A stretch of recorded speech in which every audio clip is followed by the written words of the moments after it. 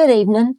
I'm Janet Chandler with the Cullman Tribune, and I'm glad to be here to read you a bedtime story. It's one of my favorite things to do. Tonight, I'd like to read from Winnie the Pooh. Oh, bother! Someone's afraid of the dark. The sun was setting as Winnie the Pooh and Piglet headed home after a day of exploring in the 100-acre wood.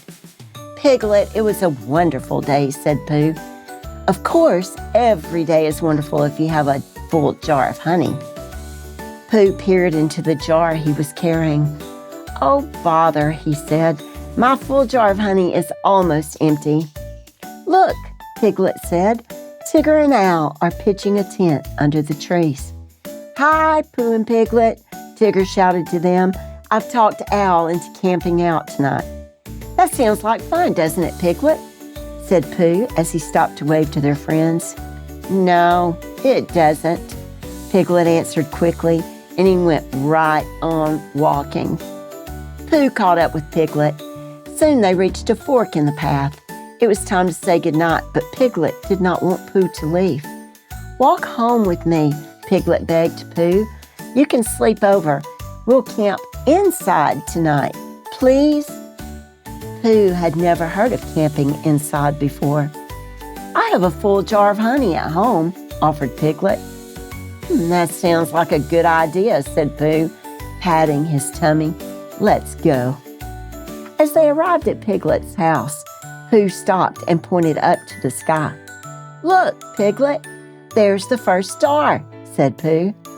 Let's get inside, quick, said Piglet, whose only thought was that the night was getting dark very fast. But I have to make a wish, Pooh protested as Piglet pulled him in the door. When they were inside the house, Pooh was surprised to see Piglet push a large table in front of the door. What are you doing? He asked. Can't be too careful, Piglet answered. Oh, said Pooh. He wasn't sure what Piglet meant, but he didn't ask any more questions. He was too busy wondering about Piglet's jar of honey. Pooh and Piglet settled down for a pleasant evening at home. First, Piglet worked on a jigsaw puzzle, and Pooh ate honey. The puzzle reminded Piglet of something, so he told the story about 3 little piglets and Pooh ate honey. Then Pooh told about the huge honeybee that he had followed the previous spring. I knew there would be gallons of honey waiting just for me because the bee, it was this big, said Pooh, holding up his paws. Then, sadly, the bee just disappeared. After Piglet told Pooh how much he enjoyed the honeybee story, the two friends sang songs. Before Pooh knew it, the honey was all gone and he was feeling very tired. I think I'd like to go to sleep now, Piglet, he said. However, Piglet still didn't want to go to bed. He suggested that they finish the evening with a game of haycorn checkers. Pooh tried to play, but he just couldn't stay awake any longer. All right, Pooh, Piglet said with a sigh. I guess it is time to go to bed. Before they went to bed, Pooh and Piglet brushed their teeth. Standing at the wash basin, Piglet suddenly saw a horrible sight. It was the shadow of a huge creature with a gigantic stick in his hand. Pooh, whispered Piglet, trembling. There's a heffable lump ahead. Oh dear. Well, something awful is about to get us. Pooh looked around and saw the shadow on the wall. He waved his toothbrush at it. Look, it's actually waving back at me, said Pooh. Why, it is me. Actually, it's my shadow. Oh, said Piglet. I guess you're right. At last, Pooh and Piglet were ready to go to sleep. I think I'll just check under the bed for heffalumps, said Piglet. Do you see any? Pooh asked. No, Piglet admitted, but that doesn't mean they're not there. Piglet climbed into the bed at last. Pooh yawned and switched off the lamp. You can't turn off the lamp, said Piglet, turning it back on again. We need it on. to keep the heffalumps away.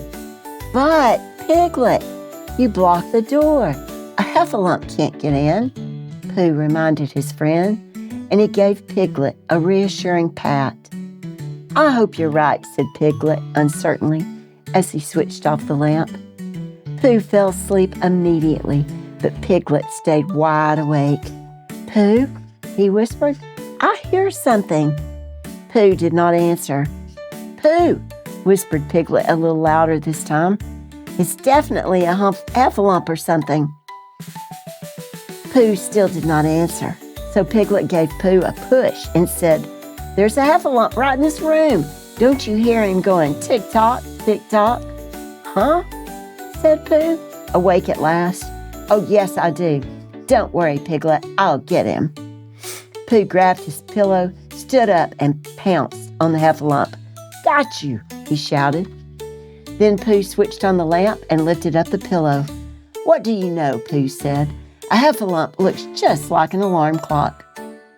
Oh, it is an alarm clock, said Piglet, very relieved. Pooh thought for a moment. Piglet, he said, if I didn't know better, I'd think you are afraid of the dark. Well, there are scary things in the dark, Piglet replied, like heffalumps and jaguars. But Piglet, we haven't actually seen a heffalump, have we? Said Pooh. We thought we saw one, but it was really your shadow, Piglet admitted. Then we thought we heard one, but it was really the clock. Piglet continued, I guess heffalumps are just in my imagination. I guess that's true, said Pooh.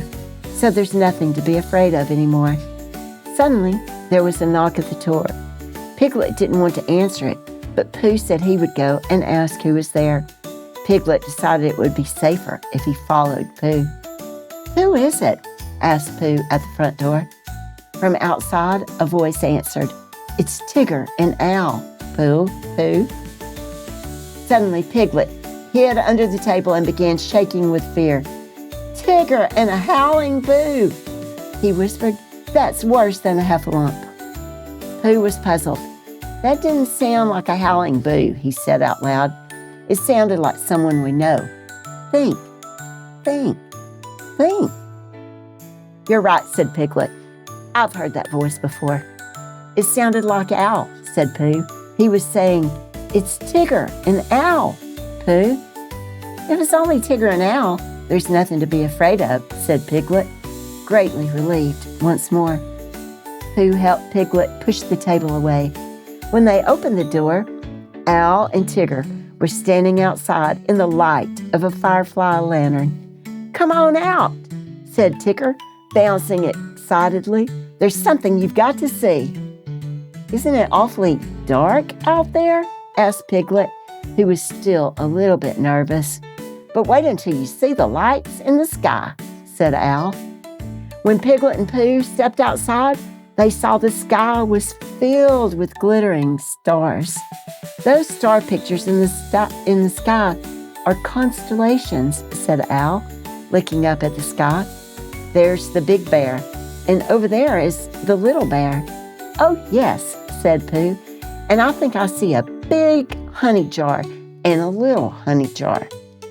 Show him that Tiggerific picture, said Tigger, bouncing impatiently. Piglet, said Owl, pointing a wing upward, we think that constellation right up there looks like you. Why, it does look like me, cried Piglet, staring at the night sky and forgetting all about being afraid. The four friends watched the starry sky for a long time. Pooh put his arm around Piglet. No need to be afraid of the dark anymore, he said, now that you know you have a friendly Piglet looking down on you. You're right, said Piglet, and that Piglet doesn't look scared of the dark at all. The end. Good night and sweet dreams.